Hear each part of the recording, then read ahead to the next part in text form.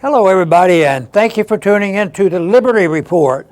With us today, we have Daniel McAdams, our co-host. Daniel, good to see you today. Good morning, Dr. Paul. How are you? Good. Good. I've been looking around for some good news.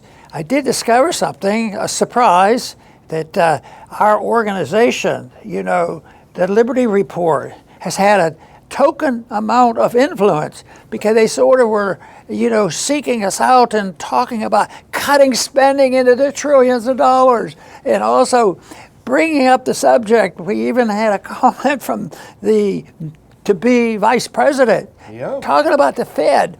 So, these are some of the ideas I looked at for a long time. But one thing I knew from the very beginning, that the last thing I want, it was power over other people. I don't want to tell people what to do. And then why do you do it? But I have to confess that I like the idea that the ideas that I've gathered from many others and put them together are important now, more so than they were 25, 30 years ago. So I think this is pretty neat. And there wasn't a lot of excitement. You counted them up. There were more 10,000 comments. And but I have to admit I'm pleased with that because I think our efforts, and when I say our efforts, I really mean that because when I think of the thousands of people that helped me in campaigning to get the message out, and we've always talked about, you have sometimes an idea, is spreading much faster than you know at all, and there's a remnant out there, so there's lots of activities that we don't know about. So even though, there wasn't this well known, I was always confident. The one confidence I had was the ideas of liberty, limited government, sound money was the right way to go. And because it was the opposite of gaining power over individuals. And that's what all politics seems to be. How am I going to tell people what to do? How am I going to tell the world what to do in the other countries, and how are we going to run the monetary policy, all the works? That was not a goal. So I would think our supporters that we have, the work you've done with the Institute, and making this emphasis on foreign policy, I thought that would be the hardest nut to crack, and it is a tough one, but we were already seeing people, not being rubber stamped by both parties. Both parties have division, and it's over this issue of can we work and move toward a non-interventionist foreign policy. So I think a lot of good things are coming from this interest, and it does surprise me that there were more than, and I think you said there were more than 10,000. Yeah, I thought I was going to have a quiet weekend working on my yard, then all of a sudden you had to go and blow things up on Friday night, I think it was. But, seriously, it does feel like, libertarians, we don't often have things to cheer about these days, it often feels that way. But what I think this captured is really that kind of pent-up interest that's out there that is just not reflected in the mainstream media and elsewhere. But I'm going to break it down really quickly, just a couple things that have happened in case anyone slept through the weekend. So I think we were on Thursday's show, we were talking about Elon Musk was up on stage with Trump saying, I want to slash $2 trillion out of the budget. And we both said, that sounds like a great idea. You said it sounds like a great idea. And then went home and you tweeted this out. Put on the first one, that first clip. You tweeted this out in support of you. You said, Elon cutting $2 trillion from the budget, great idea. Start with some of the biggest welfare recipients. Military industrial complex, pharmaceutical industrial complex. Oh, and end the Fed. To which, to both of our surprises, Elon Musk, the man himself, responded. Click that next one. He responded with a simple sentence: needs to be done. 500,000 people saw that, so that was incredible enough. It's great that he recognized your praise and said it needs to be done. But then something else happened. Put this next one together. There was an invitation for you to get involved. And this comes out, it was based on an interview, and we're going to show a clip from that interview in just a minute. But this is Ron Paul says he wants to join Elon Musk to cut government waste in the second Trump administration. Not exactly what you said, but we'll get to what you said in a second. To which Elon replied, would be great to have Ron Paul as part of the Department of Government Efficiency. Well, that's interesting, but my first thought, could that be an oxymoron? Because it reminds me of all the efforts, the pretend efforts. But we're looking now and hoping that this is not pretend. This is serious stuff. Yeah. But in the old days, they'd always have one bill, all the spending bills, they come up, we have a commission to get rid of all the waste and fraud and abuse. Yeah. And I would vote for it. Yeah. But I also, tongue in cheek, I would tell them, I said, it's not going to happen. So I think, the people who are now talking about it are a little bit different than the Kamala Harris. I was in that crowd and the Biden group. And sorry, go ahead. I was going to say, even in Congress, though, when they do that, they would cut a swimming pool for some poor black kids in the inner city. Then they'd pass $1 trillion military budget. Or the other one is, and I think you've mentioned this before, is they propose a budget for $20 billion and they take it down to 19. Yeah, and we the did year it. before it was 15. Yeah. So an increase, a so-called decrease is actually an increase. Well, let's listen to kind of what started it out. Now, you went on David Groski's show. He's an old friend of ours. A Neighbor's Choice is his podcast. It's a very good podcast. But he, being a good journalist, he just put it to you straight. You might want to grab your earpiece. This is a 30-second segment of David just saying, hey, are you interested? Do you want to do this? And so people can hear exactly what you said. Let's go ahead and play that clip. I was wondering, I saw that Elon had interacted with you on Twitter about your ideas for cutting. Would you ever be an advisor for him if Trump got in there and put Elon in charge of looking for wasteful spending? Would you help him if he asked you? Oh, I would, but it would be, everybody would know what I believe. Yeah. There'd be no secrets, and I think no, they would, but I wouldn't want an official position. Yeah. Because I'm sort of steered away from getting too involved in the politics of it all, right? Yeah. I was wondering, I saw. So that was interesting. That was an interesting clip. So what were your thoughts when Dave was asking you that? Were you starting to pack your bags? No, not really, because I've known him, and he worked in our campaign, and he gave the campaign and the work he did there a credit for giving him an incentive to follow on, and now he's very successful with his web page and his broadcast. So that to me is so important, because even though it's very clear in my mind, because I think it's opposite of everything I believe, that I don't want to deal with accumulation of power. Yeah. But I do admit that I don't mind having a little influence. Yeah. If you can have people influence ideologically, and explain. See, I think one of the neatest challenges with our philosophy is the people that want to cut, if you propose to cut welfare, what kind of a monster are you? Taking food stamp away from the poor. And then if a person, is just blindfolded on that, all you have to do is start talking about where the real welfare is. And it's corporate welfare. So, and it's in the monetary system. So that's why I think the ideas are so important. And if people change their mind, and they did it because they worked with us in the campaign or whatever, I think that's fine. I think that's a peaceful way of trying to change things. So you never know. You may get a phone call from Elon. You may get a message from Elon. You never know. And I think actually, if you go to the next one, this is a couple more interesting. There's a ton. And Zero Hedge did a great kind of summary of all of these things that happened over the weekend. It was crazy. So here, if you put that next one on, so here's Donald Trump Jr. responding to this idea that you might be happy advising Musk on cuts. Donald Trump Jr., the president's son, I'm all for this. Let's go. So that's great. And I think you did the right thing, too. If you go to the next one, this is your reply to Elon Musk. You said, love to have you on my Liberty Report to discuss.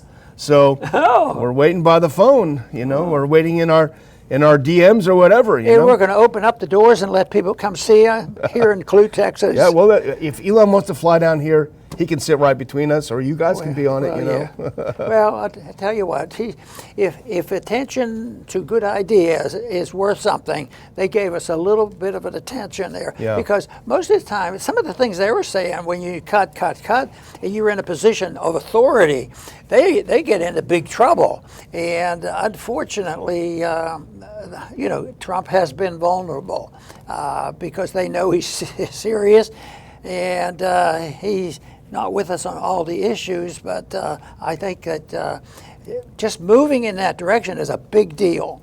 If the government is getting smaller, couple percent a year, that would be amazing, because it always goes up about 10%. But if the size and scope of government is going up steadily, as is the debt and the budget, that is bad news, and the people still don't quite realize how serious that is. They do pay a little lip service to us. Oh, we have to cut back when it's appropriate. But if it were known to be as serious as we think it is, they'd do something about it. But the other thing is we'll avoid being blamed for it. We'll put the blame on somebody else. And that's called the blame game. Yeah. Well, maybe we can have we can do it from a rocket ship, you and Elon. Ready to get out of town. But you have a brand new column out. It's Monday, and you talked about how kind of the reemergence of ideas. I thought it was a good point that, first, as you said, J.D. Vance saying, "Hey, I'm not a Ron Paul guy, but I'm starting to think about this Fed stuff a little more." I thought it was fascinating because he was very sincere, and even though somebody say, but he had a disclaimer in there, he didn't want to accept all that libertarian stuff. Well, that didn't bother me a bit.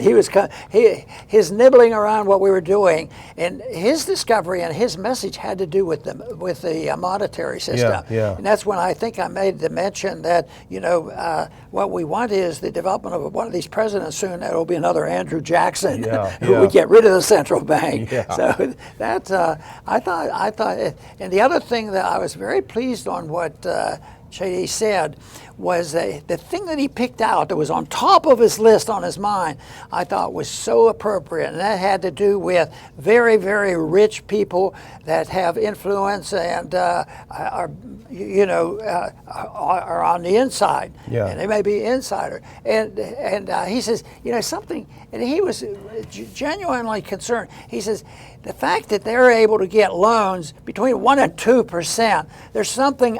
He didn't say it, but what he was saying, there's something unfair about that. But also, the reason why I thought that was good is that one of the consequences of inflation is the class warfare. If the rich are doing this, and all of a sudden people, you mean it's that blunt? We just thought they were brilliant people. Exactly. Some are, but not all. Well, even you can almost take, Vance is saying, well, hey, I'm not a Ron Paul guy, as the beginning of the process. These people, libertarians, are a little weird.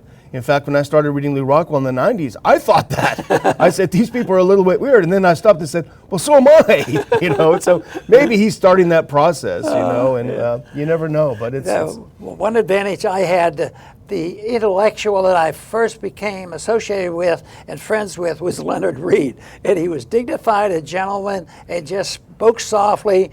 But the term they used, and Murray used it, don't leak. Don't leak on your beliefs. And, but they never advocated violence. Absolutely. Well, the thing that then really kind of blew up, because I think Elon, the wheels must have been turning, and he saw the big response on Twitter X to this kind of interchange between the two of you. He could sense it was blowing up, and he actually seemed like he was warming to the idea more because he kept commenting, and then he actually posted this meme. Now, my guess is you're not super familiar with it. It comes from a cult film called Office Space that a lot of people were interested in. So it's kind of that's how memes are, they evoke, different things. But so put this up. This is from Office Space, but it's the Department of Government Efficiency. And for those of you only listening, it's Elon's face next to Dr. Paul's face, and they're looking at, for example, an employee, and they're saying, what would you say you do here? Which is sort of what Elon is famous for doing, of going around SpaceX and his other companies and asking, an engineer, what do you do here? And if he doesn't have a good answer, you're out. That's what I could have done in a way. Did do a little bit of it. Just walk around the house floor. Yeah, what do you do here? What do you think you're doing here? That would be a good one. But anyway, that little meme to show you the power of kind of the new media, kind of the alternative media. Yes, that wasn't a 5,000 word essay, but conveying in that picture probably just enough information. That was viewed by 50 million people. 50 million people looked at this, they had a chuckle, and then they kind of reflected a little bit. Hey, that's kind of neat, And nobody was stuffing the ballot box? Nobody was stuffing anything, no. Well, no. That's pretty amazing.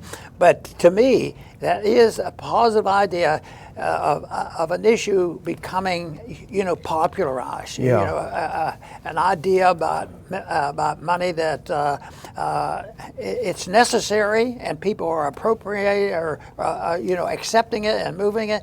And the neat thing is we had so many young people in the campaign. Yeah. I was the most impressed when I had a 14-year-old. And he brought his parents in when I was in the middle of the campaign in 2008. And he brought his parents into the congressional office. And we got to talking. And he was so well informed. Oh, yeah. Because I remember telling him, I says, do you know that you know more about the Fed than most members of Congress? But the other thing that pleased me, I kept thinking, well, wow, the parents going to say, here he is getting the attention, and I'm paying attention and praising him. And and I even brought that up to the parent. And you didn't even have to ask them. They were just so delighted. Yeah. And it was strictly in ideas. It wasn't like, oh, you can't accept that. That's too much like a Republican, or that's too much like a Democrat, or something like that. They were very pleased that this 14-year-old had a clear understanding. I don't know his name, but it'd be neat to meet him again. Yeah, I bet he was homeschooled too, right? Yeah. Wouldn't be surprised. That's one thing actually that's interesting. I was talking to someone over the weekend when this was all blowing up. The greatest form of praise is following what the person has done. And Trump announced that this sort of $10,000 tax credit for homeschooling, which is something you proposed. No tax on tips, that's something you proposed, and a few other things. So if he's serious about it, it shows that he's been listening to the kinds of things that you were proposing back then, which is the sincerest form of flattery, right? Is that? So. Yeah, and the whole idea, I'm not comfortable, and I had to have a different approach being in Congress because I found some benefits, but it wasn't going to be confrontation and thinking that they were going to pass my legislation, Yeah. me being upset that they don't do this. It was mainly to present some ideas that they haven't thought about. Yeah. What do you think about this? Yeah. Oh, I've never thought about that. Yeah, exactly. But excuse me, it's in our history, though. Yeah. When you look at from the time the Declaration of Independence up to the Constitution, it's buried in there, and Yeah. a lot of experience of problems way back, and we're still making those mistakes. But eventually, I've argued that they always have to end it. And almost always they end. Well, to truly end it, you have to use precious metals. Yeah. This is what history has been. Well, talking about this Elon meme that got so many views. I remember your admonishment has always been, spread the message, but have fun doing it. And I think that's a great example of having fun, doing something lighthearted. And it can be very effective. Well, if I get a call from one of those very important people after the campaign is over and the election, I'm saying, you weren't serious, were you? The campaign's over. That was a gimmick. Oh no, we're going to do it. I don't know about that. Well, we'll keep an eye on it. Tomorrow's a big day, so we'll see what happens. But let's move on we're going to cover just one other thing before we have to go. And the reason why this is a good one to cover, because people say, well, Dr. Paul, what would you cut? What would you cut? And your approach is more philosophical.